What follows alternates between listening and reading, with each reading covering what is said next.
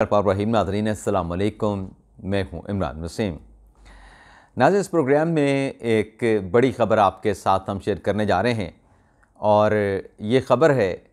कि साबिक़ वज़ीर आज़म इमरान ख़ान ने शेर अफ़ज़ल मरवत से मुतल्लिक़ क्या बड़ा फ़ैसला किया है। आज दिन को एक नोटिफिकेशन जो मीडिया डिपार्टमेंट है पाकिस्तान तहरीक इंसाफ का, उसकी तरफ से जारी किया गया कि जो शेर अफ़ज़ल मरवत साहब सिंध में सियासी सरगर्मियों में मसरूफ़ हैं, वो अपनी तमाम एक्टिविटीज़, तमाम सरगर्मियों को ख़त्म करके फ़ौरी तौर पर इस्लामाबाद पहुँचे। अब ये क्या मामला हुआ है? इमरान ख़ान ने शेर अफ़ज़ल मरवत को क्या अल्टीमेटम दिया था, क्या वार्निंग दी थी, और अब मरवत साहब ने उस वार्निंग के बाद, उस अल्टीमेटम के बाद क्या पार्टी डिसिप्लिन की ख़िलाफ़ वर्जी की है? क्या शेर अफ़ज़ल मरवत ने किसी रेड लाइन को क्रॉस किया है? जो भी शेर अफ़ज़ल मरवत का इक़दाम है जिस पे इमरान ख़ान साहब इतने सीख पा हैं, उसका पीटीआई के अंदरूनी राज से क्या ताल्लुक़ है और मरवत साहब ने उस राज को कैसे अफ़शा किया है, ये तफ़सीलात इस व्लॉग में इस बड़ी ख़बर की आपके साथ हम शेयर करने जा रहे हैं। लेकिन नाज़रीन, इस बड़ी ख़बर पे आने से पहले जो पाकिस्तान ईरान कंट्रोवर्सी चल रही है उस पर मुख्तसर सी बात करेंगे और पीटीआई के ढेर सारे जो रहनुमा हैं उनके नॉमिनेशन पेपर रिजेक्ट किए गए हैं, लेकिन पेशावर हाई कोर्ट और लाहौर हाई कोर्ट के फ़ैसलों में कुछ तज़ाद भी नज़र आ रहा है। यानी पेशावर हाई कोर्ट में पीटीआई के रहनुमाओं के नॉमिनेशन पेपर उसी नुक्ते पे एक्सेप्ट किए गए जिस पर लाहौर हाई कोर्ट ने रिजेक्ट किए हैं, तो इस पर भी आप नाज़रीन के साथ बात करेंगे। तो पहली खबर से नाज़रीन, पाक ईरान जो कंट्रोवर्सी, कल जो मिसाइल ईरान की तरफ से पाकिस्तान में फ़ायर किया गया, मासूम लोगों को निशाना बने उस मिसाइल के, उसके बाद सोशल मीडिया पे बहुत ज़्यादा एक शोर था और पाकिस्तान के दफ्तर ख़ारजा की तरफ से भी रात गया स्टेटमेंट जारी किया गया। और आज नाज़रीन जो इंतहाई इक़दाम पाकिस्तान की तरफ से उठाया गया है उसमें यह है कि जो पाकिस्तान के सफ़ीर हैं तेहरान में, उनको वहाँ से वापस बुला लिया गया है और जो ईरान के पाकिस्तान में सफ़ीर थे, जो कि आजकल वैसे ही ईरान में मौजूद थे, उनको भी कह दिया गया है कि आप पाकिस्तान वापस नहीं आएंगे। यानी ये एक तरीके से जो फ़ैसला, जो इक़दाम पाकिस्तान ने उठाया है,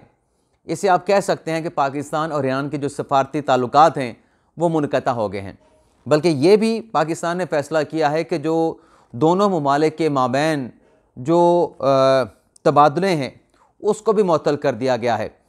अब इसमें नाज़रीन सोशल मीडिया का बहुत ज़्यादा दबाव था। ग़ालिबन लगता है कि ये फ़ैसला भी दबाव के तहत किया गया है। मैं एक अदना सा सहाफ़ी हूँ, मेरी राय में नाज़रीन जिस तरीके से भारत ने पाकिस्तान में वो कौन सा गांव था बालाकोट का, वहाँ पे जो अटैक किया था, वहाँ पर जो आके वो क्या था, एक नाम था उसका, वो गिरा के चले गए थे, तो उसके बाद पाकिस्तान ने भारत से कहा था कि आपने जो करना कर लिया, अब पाकिस्तान ने इसका जवाब देना है, उसके वक्त का तयन भी हम करेंगे और कहाँ से करना है इसकी डिटर्मिनेशन भी हम करेंगे। तो मेरे ख्याल से ईरान ने जो कुछ किया पाकिस्तान के साथ, हम एक दूसरे को बरादराना मुल्क भी कहते हैं, लेकिन मेरे ख्याल से तहम्मुल के साथ और इंतज़ार के साथ अगर इसका रिस्पांस दिया जाता, जैसे अभिनंदन आया और पाकिस्तान के उसका फ़ौरी जवाब दिया, तो यहाँ पर भी उसी किस्म का रिस्पांस होना चाहिए था और फ़ौरी तौर पे कोई रद्दअमल नहीं होना चाहिए था जिस तरीके से हुआ है। लेकिन बहरहाल हुकूमतें ज़्यादा हमसे अवेयर हैं, जो चीज़ें हमें नहीं मालूम होती वो हुकूमतों को मालूम होती हैं। ये मैंने कहा कि मेरी एक राय है, बाकी हुकूमत पाकिस्तान ने जो फ़ैसला किया होगा वो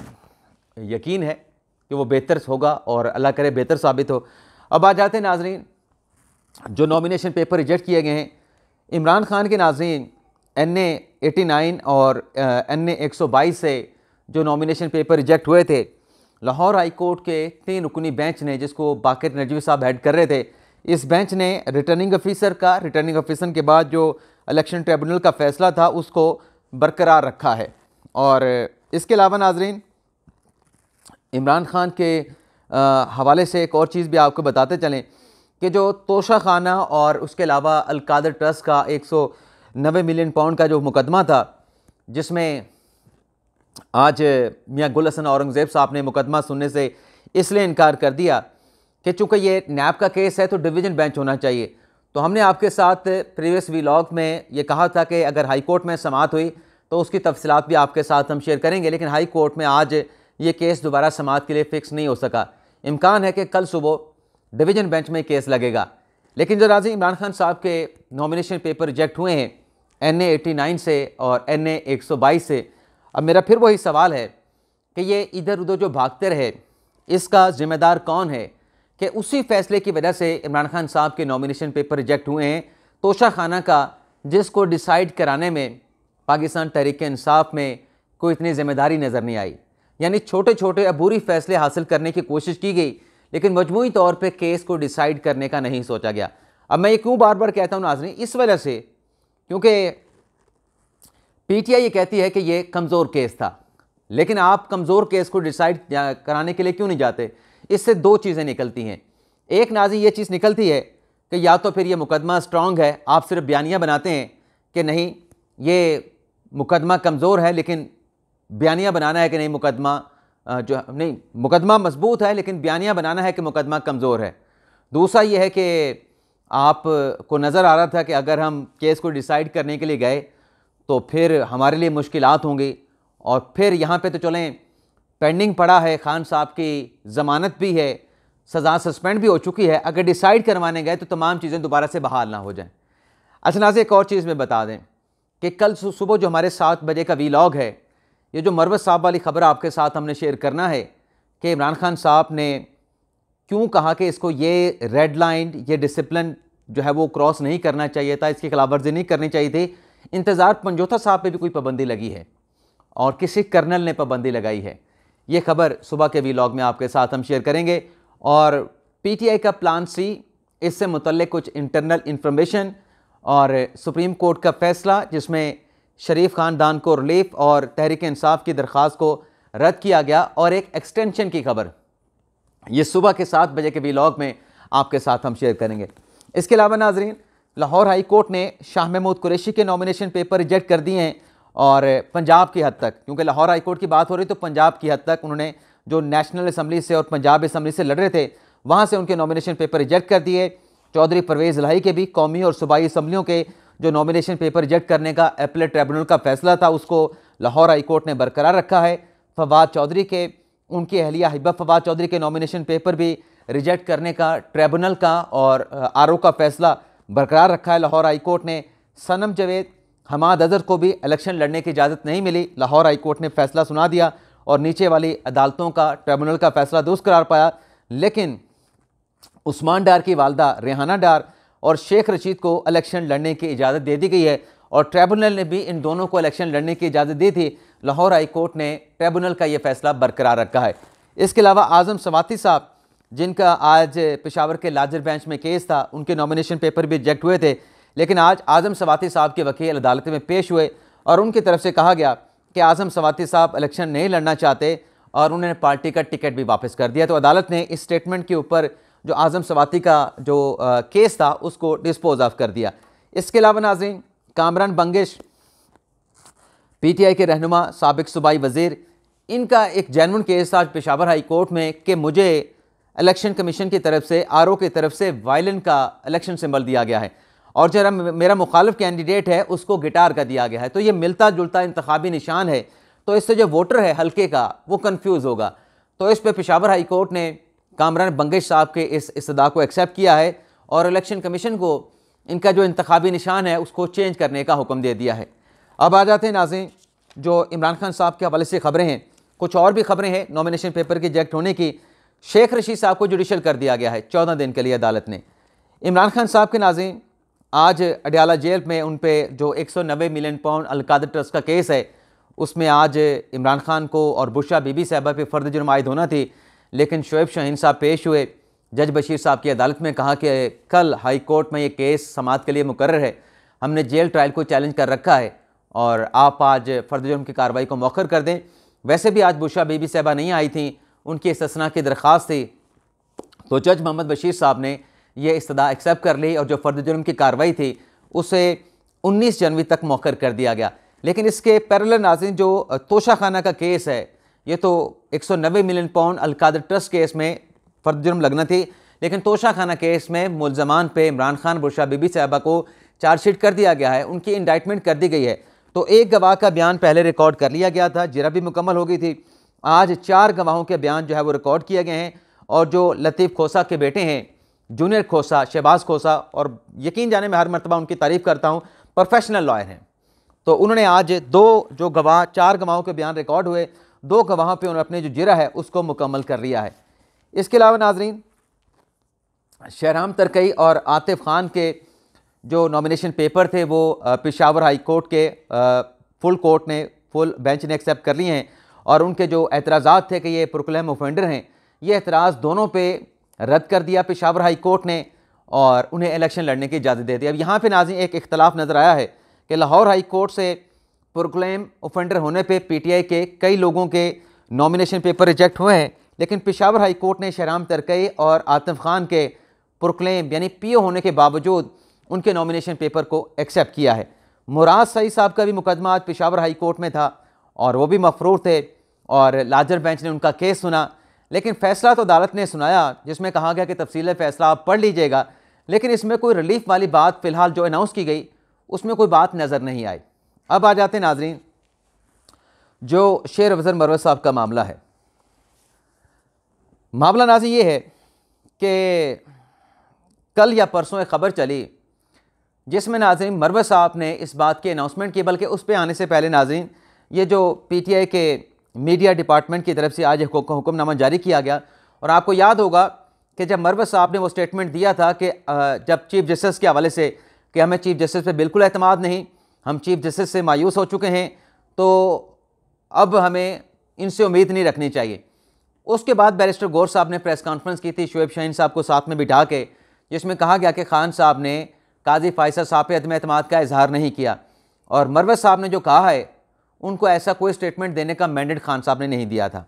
तो उस प्रेस कॉन्फ्रेंस में बैरिस्टर गौर साहब ने कहा था कि जनाब कि अब हमारा जो भी स्टेटमेंट है, ख़ास तौर पे बानी तहरीक इंसाफ का, वो जो मरकज़ी मीडिया डिपार्टमेंट है पीटीआई का, उसकी तरफ से जारी किया जाएगा। तो आज 17 जनवरी 2024 को ये 2 सत्रों का एक एलामिया नाज़रीन जारी किया गया पीटीआई की तरफ से, जिसमें कहा गया कि पाकिस्तान तहरीक इंसाफ बानी चेयरमैन पाकिस्तान तहरीक इंसाफ इमरान खान ने मरकज़ी रहनुमा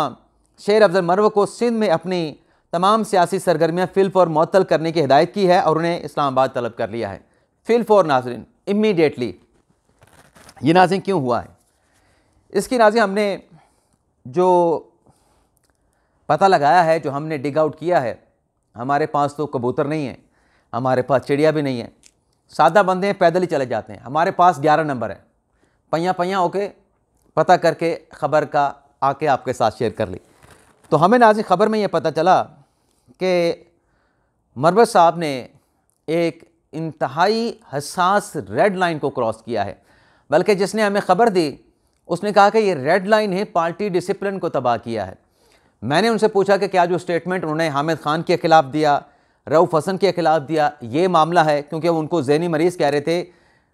ज़राए ने बताया कि ये बात हामिद खान साहब या रऊफ़ हसन के बारे में वो क्या कह रहे हैं उससे बहुत ज़्यादा आगे बढ़ के है। मैंने पूछा फिर मामला क्या है, उन्होंने कहा जी मरवत साहब को पहले भी जब आखिरी इनकी इमरान खान साहब के साथ मुलाकात हुई, जिसमें वो शुएब शाहीन और बैरिस्टर गौर साहब मौजूद थे,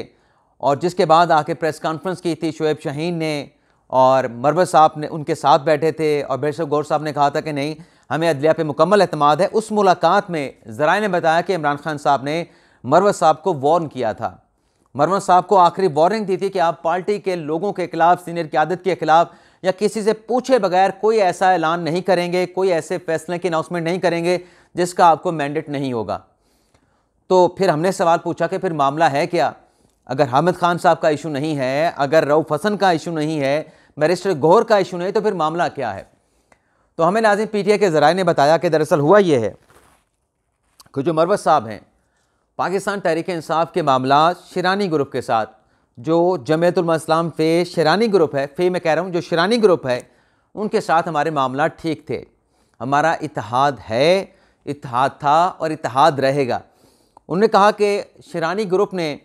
मुश्किल हालात में जब हमारे लिए पकड़ दकड़ चल रही थी, गिरफ्तारियाँ चल रही थीं,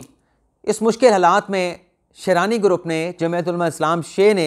हमारा मुकम्मल तौर पर साथ दिया। उन पर दबाव था कि आप अलग हो जाएं पाकिस्तान तहरीक इंसाफ से, उन पर दबाव था कि आप इनको सपोर्ट ना करें, और यहाँ तक कि ज़रा ये बताते हैं कि उनसे कहा गया कि आपने इल्हाक भी नहीं करना ताकि ये आपकी जो पार्टी का सिंबल है इसको इस्तेमाल ना कर सकें। लेकिन मरवत साहब ने न जाने किसके कहने पे, उनके दिमाग में क्या आया कि उन्होंने स्टेटमेंट जारी कर दिया कि शेरानी ग्रुप के साथ जो है अब हमारा इत्तेहाद नहीं रहा। तो इसके ऊपर खान साहब बरहम हुए हैं कि ये हमारी पार्टी का इंटरनल मैटर था, इंटरनल सीक्रेट था कि हमारा उनके साथ इल्हाक भी था, हमारे मामला चल भी रहे थे। मरवत साहब को ये मैंडेट किसने दिया कि आप जाके इतना बड़ा अनाउंसमेंट कर दें कि हमारा उनके साथ इत्तेहाद नहीं? तो इस पे खान साहब बरहम हैं और उनको तमाम एक्टिविटीज़ जो सिंध में वो कर रहे थे, सियासी सरगर्मियाँ ख़त्म करके इस्लामाबाद आने का कह दिया गया। और ज़ाहिर सी बात है कि वापस आएंगे तो रावलपिंडी अटियाला जेल जाके इमरान खान साहब के साथ मुलाकात भी करेंगे। और यहाँ पे आप नाज़रीन को बताते चलें कि एक बयान फिर शेरानी ग्रुप का भी आया था। उन्होंने कहा कि हमारा पाकिस्तान तहरीक इंसाफ के साथ कोई इत्तेहाद नहीं अब, और उसकी वजह उन्होंने बयान की कि जब इनके वकला अदालतों में जाके अपने केस का दिफा खुद नहीं कर सके तो हम पाकिस्तान तहरीक इंसाफ का दिफा क्यों करें। तो ये दोनों सियासी जमातों में जो फासले पैदा हुए उसकी वजह मरवत साहब बने हैं। इस पे खान साहब उन पे बड़े बरम हैं, बड़े सीखपा हैं, और उन्हें फौरी तौर पे इस्लामाबाद बुलाया गया है। इजाज़त चाहते हैं नाज़रीन, अल्लाह हाफ़िज़।